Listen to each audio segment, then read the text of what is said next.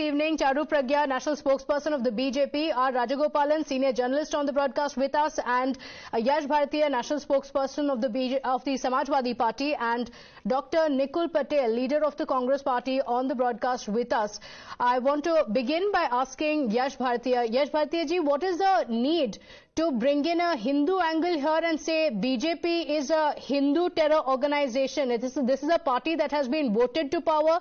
It's the ruling party in the country.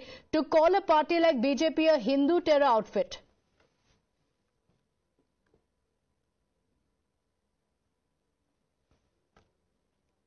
देखिए, बात शुरू कहां से हुई? महापुरुषों के अपमान से। महापुरुष हर धर्म के हैं और हर धर्म के महापुरुषों का अपमान लगातार भारतीय जनता पार्टी की सरकार से, भारतीय जनता पार्टी के लोगों द्वारा किया जा रहा है। ये हम समय समय पे देख रहे हैं और उन्हीं के अपमान को लेकर के हमारा धरना प्रदर्शन और विरोध चल रहा है लगातार, सदन से लेकर सड़क तक।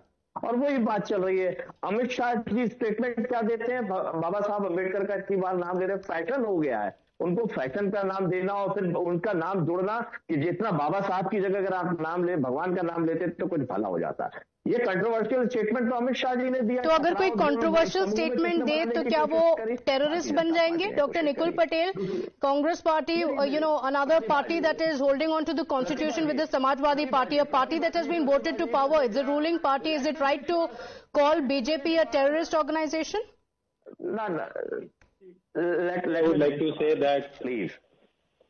तो यश भारतीय जी, क्या ये मजबूरी है समाजवादी पार्टी की कि वोट बैंक के वजह से आप ऐसे स्टेटमेंट्स देंगे? प्रतिभा जी, आपने हमारा ही टॉपिक रखा, माननीय अखिलेश यादव जी रखा, हमारे विधायक वो बोलने का मौका नहीं देंगे, बात पूरी आने नहीं दी। आपने तो अपने इफ एंड बट जोड़ करके बात को बतंगड़ बना दिया। वही चीजें तो हो रही हैं। सबसे पहले देश के अंदर हिंदू आतंकवादी शब्द लिखने वाले आए, भारतीय जनता पार्टी के मंत्रिमंडल में रहे, भारतीय जनता पार्टी के सांसद वरिष्ठ नेता आर.के. सिंह, उन्होंने परिभाषित किया हिंदू आतंकवादी शब्द को। तब तो कोई बात नहीं थी। 2013 में 22 जनवरी को उन्होंने रिपीट की इस बात को बड़ी मीटिंग में, और 2014 में भारतीय जनता पार्टी ने उनको संसद का टिकट दे दिया और 2014 के मंत्रिमंडल में जो समय से सरकार बनी, मोदी सरकार, उसमें उनको मंत्रिमंडल में स्थान दे दिया। तो हिंदू आतंकवादी शब्द तो गढ़ने वाली भारतीय जनता पार्टी है।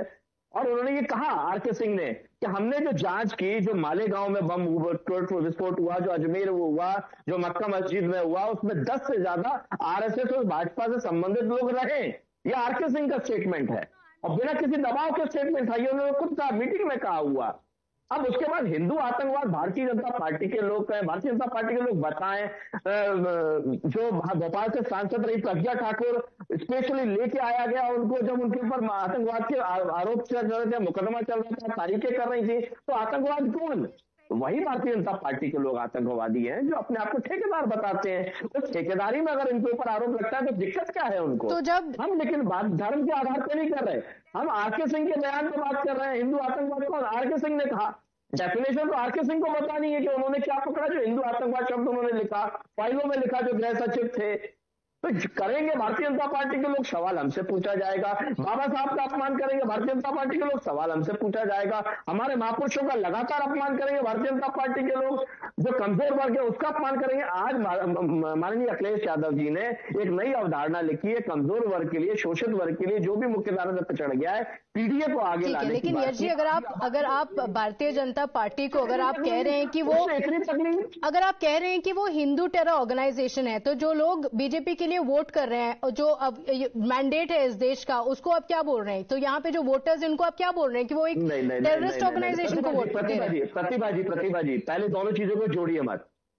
ये क्या अच्छे दिन के वादे लाके क्या इन्होंने इस बात पे वोट मांगे थे? इन्होंने तो अच्छे दिन पे वोट मांगे थे, महिलाओं के अत्याचार में मांगे थे, महंगाई की मार पे। चारू अनफुलफिल्ड प्रोमिसेस, तो आप कह रहे हैं कि there are unfulfilled promises that the BJP is bringing in a divide. Charu अभी कह रहे हैं कि BJP is a Hindu terror organisation. Can you take a stand like that, a strong stand on Afzal Guru? Can you take a strong stand like that on SA. Baasha?